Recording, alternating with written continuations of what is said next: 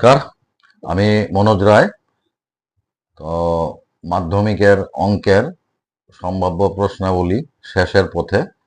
তো তোমরা নিশ্চয়ই খাতা কলম নিয়ে তৈরি আছো, কারণ তোমরা জানো প্রতিদিন সন্ধ্যা 7টায় একেবি টিভির জিটিপিএর 978 নম্বর চ্যানেলে মাধ্যমিকের অঙ্কের সম্ভাব্য প্রশ্নাবলী দেয়া শুরু হয়।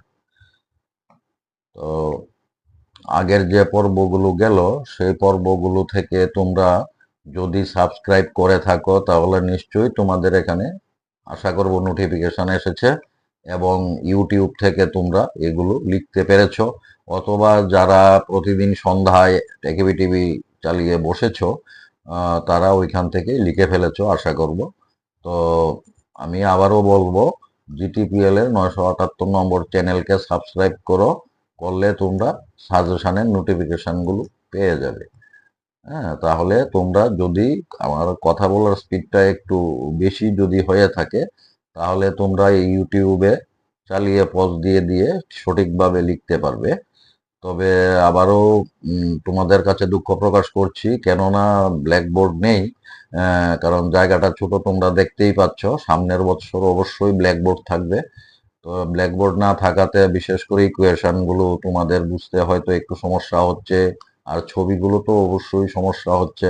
তবু আমি চেষ্টা করেছি যে কথা বলার মাধ্যমে কিভাবে তোমাদেরকে সহজে তোমরা ছবিগুলো আঁকতে পারো, এটা কিন্তু আমি চেষ্টা করেছি।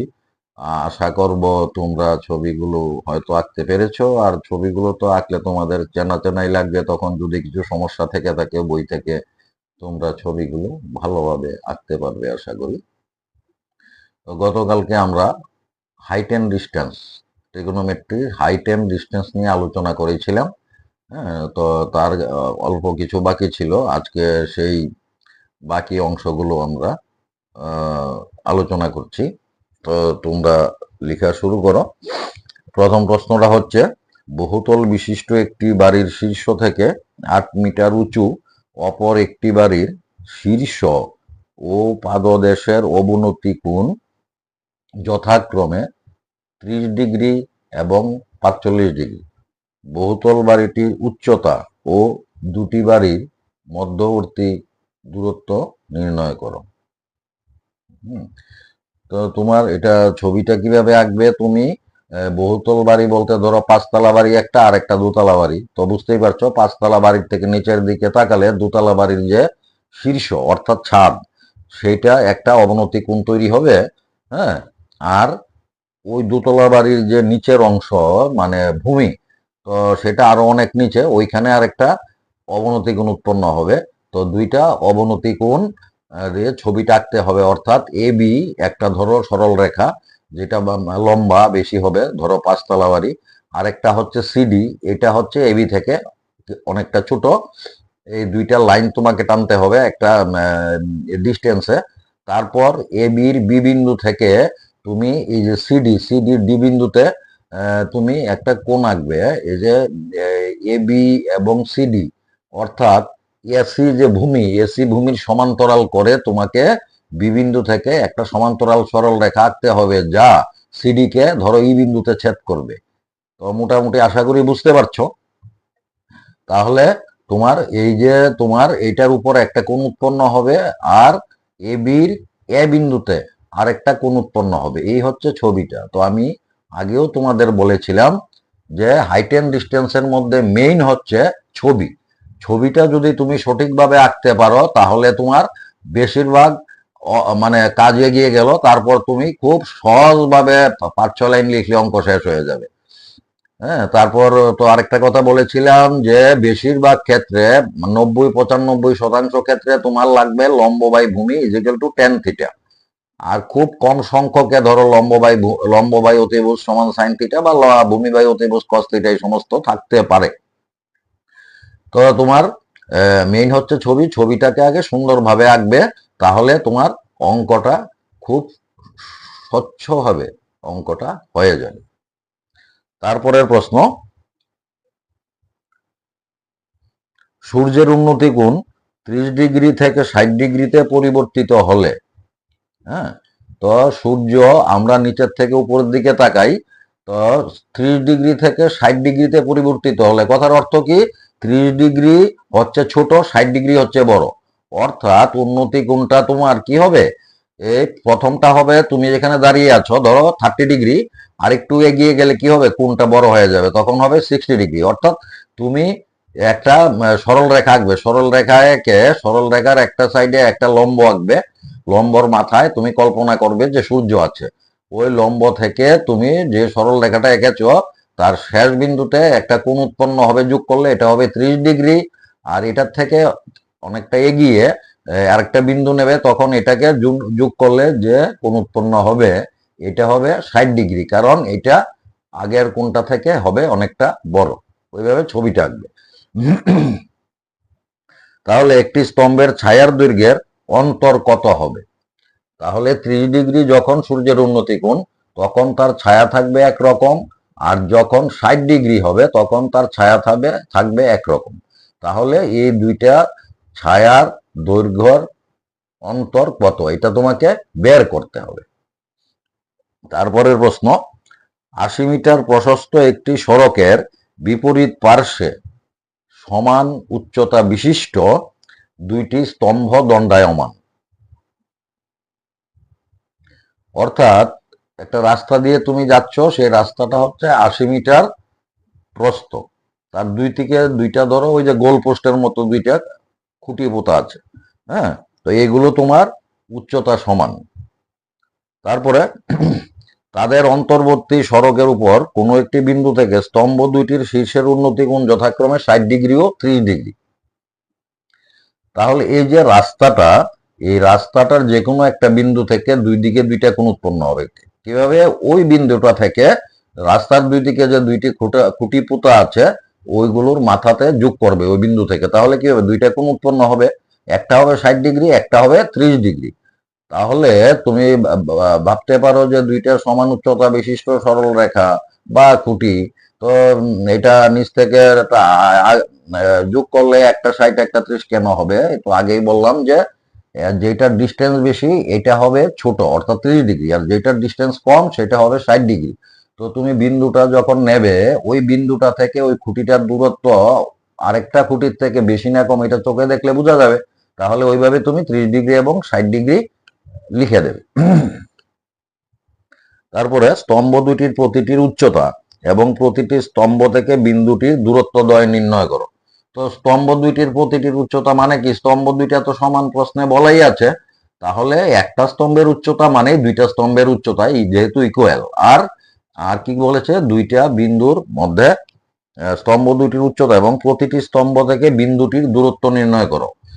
তো তোমার রাস্তাটা আছে 80 মিটার, তো খুঁটি দুইটা তো দুই দিকে, তো বিন্দু তো তুমি আইডিয়া করে নেবে, কোনোটা একটু কাছাকাছি হবে কোনোটা একটু দূরে হবে, কেননা একটা কোণ 30 ডিগ্রি একটা 60 ডিগ্রি, যেটা 60 ডিগ্রিটা কাছাকাছি হবে, যেটা 30 ডিগ্রি সেটা একটু দূরে হবে। তাহলে তোমাকে ওই খুঁটি দুটো থেকে বিন্দুটার দূরত্ব বের করতে হবে, কারণ একটা খুঁটি থেকে বিন্দুর দূরত্ব কাছে হবে আর একটা খুঁটি থেকে বিন্দুর দূরত্ব দূরে হবে। তারপরে একটি পাহাড়ের পাদদেশ থেকে 600 মিটার পিছিয়ে এলে পাহাড়ের চূড়ার উন্নতি কোণ 60 ডিগ্রি থেকে 30 ডিগ্রিতে পরিবর্তিত হয়। তো সেই একই ব্যাপার, পাহাড়ের চূড়া থেকে পাহাড়ের যে যেখান থেকে পাহাড়টা আছে পাহাড়ের যে পাদদেশ বা পাদতল, সেই পাদতল থেকে যদি 600 মিটার পিছিয়ে যায় কেউ, তাহলে কি হবে, যত দূরে যাবে কোণটা তত ছোট হতে থাকবে। হ্যাঁ, এটা আগেও বলেছিলাম, 60 ডিগ্রি থেকে 30 ডিগ্রিতে পরিবর্তিত হয়। আগে তুমি পাহাড়ের পাদদেশে যে জায়গাতে দাঁড়িয়েছিলে বা পাদতলে যেখানে দাঁড়িয়েছিলে সেটা ছিল 60 ডিগ্রি কোণে, তারপর তুমি 600 মিটার দূরে চলে গেছো, তো স্বাভাবিকভাবে কি হয়েছে, ডিস্টেন্স যেহেতু বেড়ে গেছে তাহলে কি হবে, কোণটা ছোট হতে থাকবে, অর্থাৎ এটা হবে 30 ডিগ্রি। তো নিশ্চয়ই বুঝতে পেরেছো ছবিটা কি রকম হবে। তারপর বলেছে পাহাড়টির উচ্চতা নির্ণয় করো। হ্যাঁ, তাহলে তুমি এবি একটি সরল রেখা আঁকবে, এটা হচ্ছে ধরো পাহাড়, হ্যাঁ, তারপর এবি সরল রেখা যে সোজা আঁকলে মানে লম্বর মতো, এটার ভূমি তো একটা আছে, তো এই বি বিন্দু থেকে উপরের বি বিন্দু থেকে তুমি যেখানে দাঁড়িয়ে আছো কল্পনা করো, এখানে ধরলাম সি বিন্দু, এখানে হবে 60 ডিগ্রি কোণ, আর এখান থেকে 600 মিটার দূরে অর্থাৎ সি বিন্দু থেকে একটু দূরে গেলাম ভূমিতে ডি বিন্দু, এই ডিস্টেন্সটা হচ্ছে 600 মিটার, ওই ডি বিন্দু থেকে তখন উপরের বি বিন্দু যোগ করলে যে কোন উৎপন্ন হবে এটার মান হবে 30°। তাহলে বুঝতেই পারছো ছবিটা তোমাকে কিভাবে আঁকতে হবে। তারপর সমতল ভূমিতে দাঁড়ানো একটি মিনারের ছায়ার দৈর্ঘ্য 40 মিটার বৃদ্ধি পায় যখন সূর্যের উন্নতি গুণ 60° থেকে 30°তে পরিবর্তিত হয়। মিনারের উচ্চতা নির্ণয় করো। তো একই ব্যাপার। তো তোমার এই সমতল ভূমিতে দাঁড়ানো একটি মিনার, ধরো পিলার বা খুঁটি যাই হোক, একটা এবি একটা সরল রেখা হবে পারপেন্ডিকুলার। তো ছায়ার দৈর্ঘ্য 40 মিটার বৃদ্ধি পায়। এখন ধরো এবি যে সরল রেখাটা দাঁড়িয়ে আছে একটা ভূমির উপর, তার একটা ছায়া নিশ্চয়ই আছে। তারপর এই ছায়ার দৈর্ঘ্যটা 40 মিটার বেড়ে গেছে, মানে ওই আগেটা যেমন 600 মিটার পিছিয়ে গিয়েছিল, ওই জায়গাটা হবে 40 মিটার যখন সূর্যের উন্নতি কোণ 60° থেকে 30°তে পরিবর্তিত হয়। অর্থাৎ এখন যেখানে ছায়াটা আছে এইটা হচ্ছে 60°, আর 40 মিটার পিছিয়ে যেখানে বিন্দুতে যাবে সেটা হবে 30°। অর্থাৎ আগের অঙ্কটার মতো হুবহু হবে ছবিটা। হ্যাঁ, তো এটা পার্থক্যটা হবে ওইটা ছবিটা যেখানে 600 মিটার লেখা ছিল এখানে 40 মিটার লিখতে হবে, আর বাকি সবটা হুবহু সেম। তারপরে শেষ প্রশ্ন হাইট এন্ড ডিস্টেন্সের। 1200 মিটার উচ্চতায় একটি উড়োজাহাজ থেকে দেখা গেল দুটি জাহাজ একই দিকে যাচ্ছে। উড়োজাহাজ থেকে জাহাজ দুটির অবনতি গুণ যথাক্রমে 60° ও 30°। জাহাজ দুটির মধ্যবর্তী দূরত্ব নির্ণয় করো। অর্থাৎ এই অঙ্কটাও আগের গুলোর মতো একই মোটামুটি। উড়োজাহাজ উপর দিকে উঠছে, নিচে দিয়ে দুইটা জাহাজ যাচ্ছে একই দিকে। তো একটা জাহাজ সামনে আছে একটা পিছনে আছে। তো যে জাহাজটা সামনে আছে সেইটা ধরো 60°, যেটা পিছনে আছে সেইটা হচ্ছে ধরো 30°, কেননা এটা ডিস্টেন্সটা বেশি। তাহলে এই যে 30° কোনটা যেখানে উৎপন্ন হয়েছে আর 60° কোনটা যেখানে উৎপন্ন হয়েছে, এই দুইটার ডিস্টেন্সটা তোমাকে বের করতে হবে। এই হচ্ছে প্রশ্ন। তো মোটামুটি ধরো সেম ছবিটা তোমার আঁকতে হবে। তো হাইট এন্ড ডিস্টেন্স শেষ হলো। এখন হচ্ছে পরিমিতি বা মেনসুরেশন। এখানে একটা আনসার করতে হবে, এটার মধ্যে থাকবে 4 নম্বর। তো 4 নম্বরের মধ্যে প্রথম প্রশ্ন হচ্ছে, একটি বিকারের আকৃতি হলো ফাঁপা অর্ধগোলকের উপর বসানো একটি ফাঁপা চুং। তো তুমি তো গোলক তো বুঝতেই পারছো। তো একটা অর্ধগোলকের, এটা বিকারের মতো দেখতে, একটা ফাঁপা অর্ধগোলকের উপর একটি ফাঁপা চুং বসানো হলো। চুং অর্ধগোলকের ব্যাস 14 সেন্টিমিটার এবং বিকারটির মোট উচ্চতা 13 সেন্টিমিটার। বিকারটির ভেতরের জলের ক্ষেত্রফল ও মোট আয়তন নির্ণয় করো। তাহলে তুমি এইটা হচ্ছে একটা বলতে পারো বয়মের মতো। তাহলে মোটামুটি বুঝতে পারছো এটা চেহারাটা কেমন হবে। নিচের জায়গাটা অর্ধগোলকের মতো আর উপরের জায়গাটা অর্ধগোলকটা কাটলে কি হয় একটা চোঙের মতো দেখা যাবে। এই হচ্ছে হবে সেই ছবিটা। তো ছবিটা যেভাবে আঁকবে, অর্ধগোলকের ব্যাস হচ্ছে 14 সেন্টিমিটার। যে অর্ধগোলকটা আছে এটার ব্যাস, অর্থাৎ এটার যে উপরের জায়গাটা পুরোটা ডিস্টেন্সটা হচ্ছে 14 সেন্টিমিটার এবং বিকারটির মোট উচ্চতা 13 সেন্টিমিটার। এই যে তোমার বয়মটা, এটার মোট উচ্চতা হচ্ছে 13 সেন্টিমিটার। তো মোটামুটি বুঝতে পেরেছ ছবিটা কিরকম হবে। তারপরের প্রশ্ন, একটি ঔষধের ক্যাপসুল চোঙাকৃতি যার প্রতিটি প্রান্তে একটি অর্ধগোলক আটকানো আছে। একটি ঔষধের ক্যাপসুল। তো ক্যাপসুল তো তোমরা হয়তো বা খেয়েছো। ক্যাপসুলটা দেখেছো কিরকম, মধ্যের জায়গাটা দেখতে হয় চোঙের মতো আর দুই দিকে হচ্ছে কিরকম অর্ধগোলকের মতো থাকে চেহারা। তো তোমার ক্যাপসুলটির মোট দৈর্ঘ্য 14 মিলিমিটার এবং ব্যাস 5 মিলিমিটার। এর পৃষ্ঠতলের ক্ষেত্রফল নির্ণয় করো। তারপরের প্রশ্ন, 12 সেন্টিমিটার উচ্চতা এবং 5 সেন্টিমিটার ভূমি ব্যাসার্ধ বিশিষ্ট একটি লম্ব বৃত্তাকার নিরেট চোঙ থেকে সম উচ্চতা এবং সম ব্যাসার্ধের একটি লম্ব বৃত্তাকার শঙ্কু বাদ দেওয়া হলো। অবশিষ্ট ঘনবস্তুটির আয়তন ও সমগ্র তলের ক্ষেত্রফল নির্ণয় করো। তারপরের প্রশ্ন, একটা ছবি দেওয়া থাকবে, সেই ছবিতে একটা ব্লক থাকবে, দুইটা ঘনবস্তু এবং একটি ঘনক অর্ধগোলক দিয়ে তৈরি। তো ব্লকটির ভূমি ঘনকাকৃতির, যার প্রতিটি বাহু 5 সেন্টিমিটার এবং শীর্ষে অবস্থিত অর্ধগোলকটির ব্যাস 4.2 সেন্টিমিটার। ব্লকটির সমগ্র তলের ক্ষেত্রফল নির্ণয় করো। তোমাকে এখানে পাইয়ের মান লাগবে। পাইয়ের মান আমরা জানি কি 22/7। হ্যাঁ, তো এটা তোমার এটাও বলতে পারো একটা বয়মের মতো। এটার উপরটা থাকবে অর্ধগোলকের মতো, যেটার তোমার ব্যাস হচ্ছে 4.2 সেন্টিমিটার অর্ধগোলকটার। আর বয়মটা যেটা, এটা দেখতে অনেকটা ঘনকের মতো।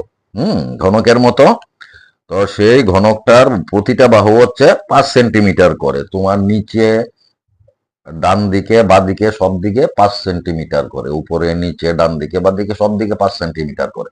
অর্থাৎ এই বয়মটা হচ্ছে ঘনক আকৃতির, কিন্তু তার মুখটা হচ্ছে অর্ধগোলকের মতো, যার ব্যাস হচ্ছে 4.2 সেন্টিমিটার আর ঘনকের প্রতিটা বাহু হচ্ছে 5 সেন্টিমিটার। তো মোটামুটি বুঝতে পেরেছো ছবিটা।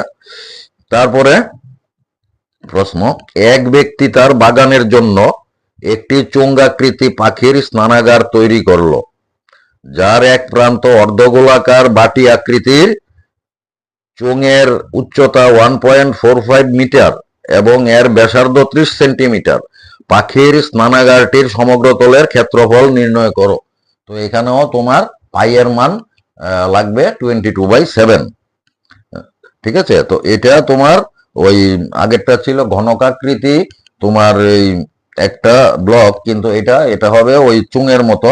প্রথম প্রশ্নটা যেটা ছিল ওই যে বিকারের অঙ্কটা বলেছিলাম, এটার চেহারাটা হবে অনেকটা ওই রকম, একটা বিকারের মতো, যার তোমার এই উচ্চতা হচ্ছে 1.45 মিটার আর ব্যাসার্ধ হচ্ছে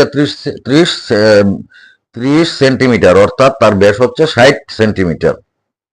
প্রথম ছবিটার মতো ছবিটা হবে। তারপরের প্রশ্ন, 20 সেন্টিমিটার উচ্চতা বিশিষ্ট একটি শঙ্কুর উপর থেকে তার ভূমির সমান্তরাল কোনো সমতল দ্বারা একটি ছোট শঙ্কু কেটে নেওয়া হলো। উৎপন্ন ছোট শঙ্কুটির আয়তন মূল শঙ্কুর আয়তনের 125 অংশ হলে ভূমি থেকে কত উচ্চতায় মূল শঙ্কুটিকে ছিন্ন করা হলো? তারপরের প্রশ্ন, 45 সেন্টিমিটার উচ্চতা বিশিষ্ট একটি শীর্ষবিহীন শঙ্কুর ব্যাসার্ধদ্বয় 28 সেন্টিমিটার এবং 7 সেন্টিমিটার। এর আয়তন, পার্শ্বতলের ক্ষেত্রফল এবং সমগ্র তলের ক্ষেত্রফল নির্ণয় করো। তারপরের প্রশ্ন, 20 সেন্টিমিটার উচ্চতা বিশিষ্ট একটি নিরেট লম্ববৃত্তাকার ধাতব শঙ্কুর শীর্ষকোণ 60 ডিগ্রি এবং শঙ্কুটিকে তার উচ্চতার মধ্যবিন্দু দিয়ে ভূমির সমান্তরাল একটি সমতল দ্বারা দুইটি অংশে বিভক্ত করা হলো। উৎপন্ন ছিন্ন শঙ্কুটিকে 16/1 সেন্টিমিটার ব্যাস বিশিষ্ট একটি তারে পরিণত করলে তারটির দৈর্ঘ্য কত হবে? এরপরের প্রশ্ন, 4.2 সেন্টিমিটার ব্যাসার্ধের একটি ধাতব গোলককে গলিয়ে একটি 6 সেন্টিমিটার ব্যাসার্ধ বিশিষ্ট চোঙে পরিণত করা হলো। চোঙের উচ্চতা নির্ণয় করো। হ্যাঁ, তাহলে 4.2 সেন্টিমিটার ব্যাসার্ধ বিশিষ্ট যে ধাতব গোলক, এটাকে গলিয়ে ওইটা দিয়েই 6 সেন্টিমিটার ব্যাসার্ধ বিশিষ্ট একটা চোঙ বানানো হলো। তাহলে ওই চোঙের উচ্চতা বের করতে হবে। তাহলে পরিমিতি এখানে শেষ হলো, বড় প্রশ্ন। তারপরে হচ্ছে রাশিবিজ্ঞান বা স্ট্যাটিস্টিক্স। তো আমি গতকালকেও বলেছিলাম, নিশ্চয়ই মনে আছে, যারা অঙ্ক সম্বন্ধে একটু দুর্বল, অঙ্ক করার ক্ষেত্রে একটু দুর্বলতা অনুভব করো, তারা স্ট্যাটিস্টিক্স বা রাশিবিজ্ঞানটার উপরে জোর দেবে, কারণ রাশিবিজ্ঞানটা তুলনামূলক তোমাদের কাছে সহজ মনে হবে। তো এখানে একটা আনসার করতে হবে, অঙ্ক 4 নাম্বার থাকবে। প্রথম প্রশ্নটা, নিচের রাশি তথ্যের গড় মান নির্ণয় করো। শ্রেণী বিভাগ দেওয়া আছে 80 থেকে 100, 100 থেকে 120, 120 থেকে 140, 140 থেকে 160, 160 থেকে 180। আর পরিসংখ্যা বা ফ্রিকুয়েন্সি দেওয়া আছে সিমিলারলি অ্যাজ পার যে শ্রেণী বিভাগ 20, 30, 20, 40, 90। তারপরের প্রশ্ন, কোনো একটি শ্রেণীর 30 জন শিক্ষার্থীর ওজনের বিভাজন নিম্নরূপ। শিক্ষার্থীদের ওজনের মধ্যমান নির্ণয় করো।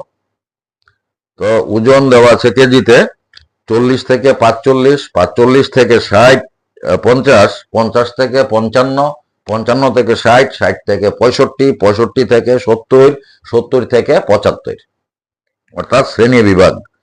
তারপরে হচ্ছে শিক্ষার্থীর সংখ্যা মানে ফ্রিকোয়েন্সি, এটা এস পার সিরিয়াল দেওয়া আছে 2, 3, 8, 6, 6, 3, 2। তারপরে প্রশ্ন, গণিতের একটি পরীক্ষায় 30 জন শিক্ষার্থীর প্রাপ্ত নম্বরের বিভাজন নিম্নে দেওয়া আছে। প্রদত্ত রাশিতত্ত্বের সংখ্যাগুরু মান নির্ণয় করো। শ্রেণী বিভাগ, এটা হচ্ছে 10 থেকে 25, 25 থেকে 40, 40 থেকে 55, 55 থেকে 70, 70 থেকে 85, 85 থেকে 100। তো শিক্ষার্থীর সংখ্যা মানে ফ্রিকোয়েন্সি দেওয়া আছে অ্যাজ পার সিরিয়াল 2, 3, 7, 6, 6, 6। তারপরে প্রশ্ন হচ্ছে, নিচের বিভাজনটির মধ্যমা 28.5 হলে F1 এবং F2 এর মান নির্ণয় করো। শ্রেণী বিভাগ দেওয়া আছে তোমার 0 থেকে 10, 10 থেকে 20, 20 থেকে 30, 30 থেকে 40, 40 থেকে 50, 50 থেকে 60।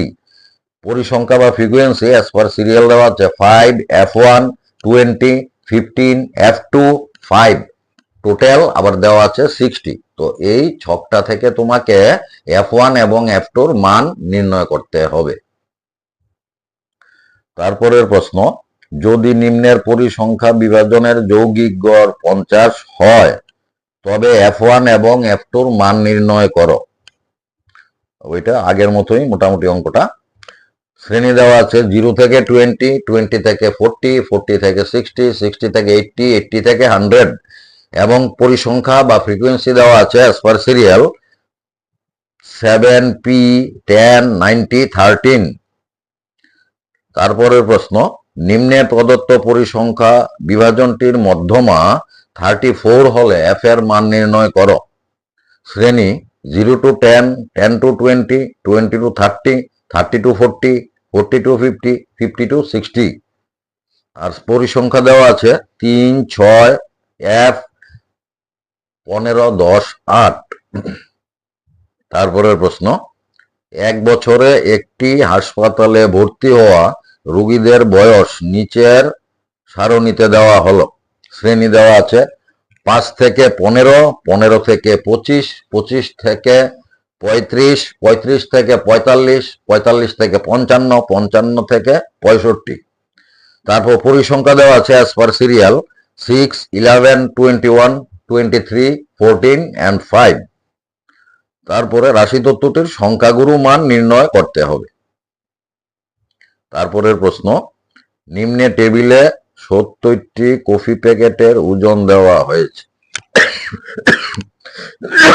সরি, ওজন গ্রামে দেওয়া আছে 200 থেকে 201, 201 থেকে 202, 202 থেকে 203, 203 থেকে 204, 204 থেকে 205, 205 থেকে 206 এবং প্যাকেটের সংখ্যা অ্যাজ পার সিরিয়াল দেওয়া আছে 12, 26, 20, 9, 2, 1। তো এই টেবিল থেকে সংখ্যাগুরু ওজন নির্ণয় করতে হবে, অর্থাৎ মোড। তারপরে একদল শিক্ষার্থী দ্বারা একটি এলাকার 20টি পরিবারের সদস্য সংখ্যার জরিপের পরিসংখ্যা সারণী নিম্নরূপ। পরিবারের সদস্য সংখ্যা হচ্ছে 1 থেকে 3, 3 থেকে 5, 5 থেকে 7, 7 থেকে 9, 9 থেকে 11।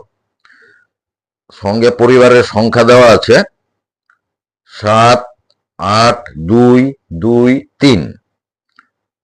তারপরের প্রশ্ন, নিচের পরিসংখ্যা বিভাজনের গড় মান 62.8 হলে F1 ও F2 এর মান নির্ণয় করো।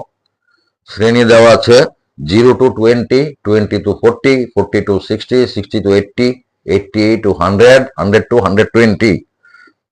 তারপর পরিসংখ্যা দেওয়া আছে 10, 35, 52, 61, 38, 29। তো এখান থেকে মোড বা সংখ্যাগুরু মান নির্ণয় করতে হবে। তারপরের প্রশ্ন, নিচের পরিসংখ্যা বিভাজনের গড় মান 62.8 হলে F1 F2 এর মান নির্ণয় করো। শ্রেণী দেওয়া আছে 0 to 20, 20 to 40, 40 to 60, 60 to 80, 80 to 100, 100 to 20। তারপরে পরিসংখ্যা দেওয়া আছে 5, F1, 10, F2, 7, 8। এটার মোট পরিসংখ্যা হচ্ছে 50। তাহলে গড় মান মানে অ্যারিথমেটিক মিন দেওয়া আছে 62.8। তুমি এই ছকটা থেকে F1 এবং F2 এর মান বের করবে। তারপরে হচ্ছে সম্ভাবনা বা প্রবাবিলিটি, এইটাও তোমার একটা প্রশ্নের উত্তর দিতে হবে, 4 নম্বর থাকবে। বলেছিলাম যে এইটাও তুলনামূলক সহজ, যারা অঙ্কে দুর্বল তারা এটার দিকে নজর দেবে। প্রথম প্রশ্ন হচ্ছে দুটি লুডুর ছক্কাকে উদ্দেশ্যহীনভাবে ছোড়া হলে, একসাথে যদি ছোড়া হয়, ছক্কা দুটিতে প্রাপ্ত অঙ্কের সমষ্টি 7 হওয়ার সম্ভাবনা নির্ণয় করো। 2 নাম্বার, এটারই ছক্কা দুটিতে প্রাপ্ত অঙ্ক দুটি একই রকম জোর হওয়ার সম্ভাবনা নির্ণয় করো। তারপরের প্রশ্ন, উত্তম রূপের মেশানো 52টি তাসের একটি প্যাকেট থেকে একটি তাস তোলা হলো। তাসটি লাল রঙের রাজা বা হরতনের গোলাম, একটি টেক্কা, একটি ফেস কার্ড হওয়ার সম্ভাবনা নির্ণয় করো। তারপরের প্রশ্ন, একটি শিশুর কাছে একটি ছক্কা আছে যার 6টি তলে নিম্নলিখিত অক্ষরগুলি রয়েছে। কি কি রয়েছে? এ, বি, সি, ডি, ই, এ। ছক্কাটি একবার নিক্ষেপ করা হলো, তাহলে এ বা বি পাওয়ার সম্ভাবনা কি হবে লিখো। তারপরের প্রশ্ন, উত্তম রূপে মেশানো 52টি তাসের একটি প্যাকেট থেকে একটি তাস তোলা হলো। তাসটি একটি লাল আর একটি কালো টেক্কা না হওয়ার সম্ভাবনা নির্ণয় করো।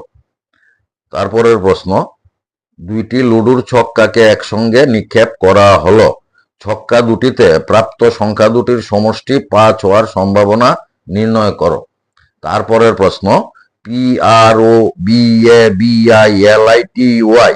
অর্থাৎ প্রবেবিলিটি শব্দটির অক্ষরগুলি থেকে উদ্দেশ্যহীনভাবে একটি অক্ষর নেওয়া হলে অক্ষরটি আই স্বরবর্ণ বা ভাওয়েল অথবা ব্যঞ্জন বর্ণ বা কনসোনেন্ট হওয়ার সম্ভাবনা নির্ণয় করো। তারপরের প্রশ্ন, দুইটি লুডুর ছক্কা একসাথে নিক্ষেপ করা হলো। সম্ভাবনা কি হবে যখন কমপক্ষে একবার 6 উঠে অথবা ছক্কা দুটির উপরিতলের আসা সংখ্যাদ্বয়ের সমষ্টি 6। তারপরের প্রশ্ন, একটি বাক্সে 12টি বল আছে, এদের মধ্যে 1টি কালো রঙের বল। যদি যথেচ্ছভাবে বাক্সটি থেকে একটি বল তোলা হয় তবে বলটি কালো রঙের হওয়ার সম্ভাবনা কত? যদি 6টি আরো কালো রঙের বল বাক্সে দেওয়া হয় তাহলে বাক্সটি থেকে তোলা বলটির সম্ভাবনা পূর্বে তোলা বলটির সম্ভাবনার দ্বিগুণ হয়। তবে x এর মান নির্ণয় করো। তারপরের প্রশ্ন, একটি বাক্সে 1 থেকে 20 নম্বর লেখা 20টি টিকিট আছে। বাক্সটি থেকে যথেচ্ছভাবে একটি টিকিট টানা হলো। টানা টিকিটটি অযুগ্ম সংখ্যা বা 2 বা 3 দ্বারা বিভাজ্য হওয়া এবং পূর্ণবর্গ সংখ্যা হওয়ার সম্ভাবনা নির্ণয় করো। এরপরের প্রশ্ন, একটি মুদ্রা 3 বার টস করা হলো। অন্তত 2টি হেড পাওয়া, ঠিক 2টি টেল পাওয়ার সম্ভাবনা নির্ণয় করো। তাহলে আজকে এতটুকুই, আর কালকে তোমাদের অঙ্কের সম্ভাব্য প্রশ্নাবলী দেওয়া শেষ হবে। তো আবার সেই কথাটা বলছি, তোমরা GTPL এর 978 নম্বর চ্যানেলকে সাবস্ক্রাইব করবে, তাহলে তোমরা নোটিফিকেশন পেয়ে যাবে। নমস্কার।